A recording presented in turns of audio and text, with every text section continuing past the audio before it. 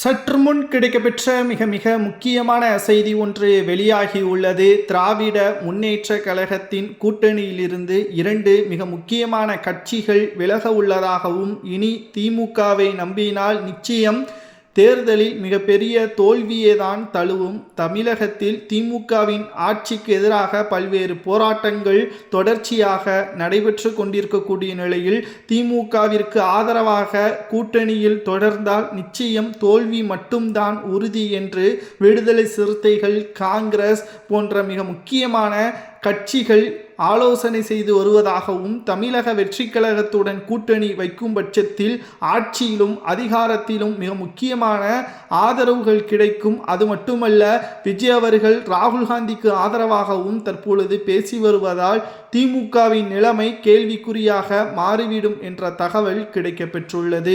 2026 சட்டசபை தேர்தலில் திராவிட முன்னேற்ற கழகத்துடன் 13 கட்சிகள் கூட்டணி வைக்கும் என்று எதிர்பார்க்கப்படக்கூடிய நிலையில், தற்பொழுது 2 கட்சிகளாக கூட்டணியிலிருந்து விலகும் பட்சத்தில் திமுக டெபாசிட்டை தான் இழக்கும். அதாவது இதுவரை அரசியல் வரலாற்றில் திமுக தனித்து போட்டியிட்டது கிடையாது.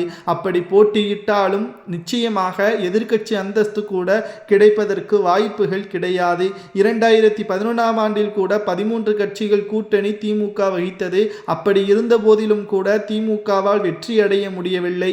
அதே நிலைமைதான் தற்பொழுது 2026லும் திமுகவுடன் கூட்டணி வைக்கும் பட்சத்தில் எதிர்க்கட்சி அந்தஸ்து கூட கிடைக்காது. கூட்டணி கட்சியின் வேட்பாளர்கள் நிச்சயம் தேர்தலில் தோல்வியே தான் தழுவார்கள் என்று கூறி தற்பொழுது திமுகவின் கூட்டணியில் இருக்கலாமா அல்லது கூட்டணியில் இருந்து விலகலாமா என்ற ஆலோசனையையும் நடத்தி வருகிறார்கள். ஆனால் 2 மிக முக்கியமான கட்சிகள் கூட்டணியில் இருந்து விலகுவது உறுதிதான் என்ற தகவலையும் சமூக வலைதளங்களில் நம்மால் பார்க்க முடிகிறது. விடுதலை சிறுத்தைகள் கட்சியின் தலைவர் தொல் திருமாவளவன் அவர்கள் தற்பொழுது தமிழக வெற்றி கழகத்திற்கு ஆதரவாக செயல்படுவதாகவும் ஒரு சில தகவல்களை நம்மால் பார்க்க முடிகிறது. 2026 சட்டசபை தேர்தலில் திராவிட முன்னேற்ற கழகம் நிச்சயமாக கூட்டணி இல்லாமல் தேர்தலை சந்திக்கும் பட்சத்தில் முதல்வராக கூடிய கனவு ஸ்டாலினுக்கும் உதயநிதிக்கும் இனி வருவது கடினம்.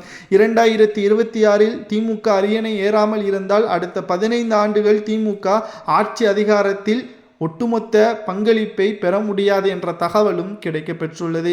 இதை தவிர்ப்பதற்கு திமுக கூட்டணியில் இருக்கின்ற கட்சிகளுக்கு கூடுதல் தொகுதிகளை கொடுப்பதற்கும் திமுக முன் வந்துள்ளது. ஆனால் இது கடைசி நேரத்தில் திமுக அந்தர்பல்டி அடிக்கும் நிலையில் உருவாகினால் திமுகவில் இருந்து கூட்டணி 2 கட்சிகள் அல்ல 4 கட்சிகள் வரை விலகும் என்ற தகவலும்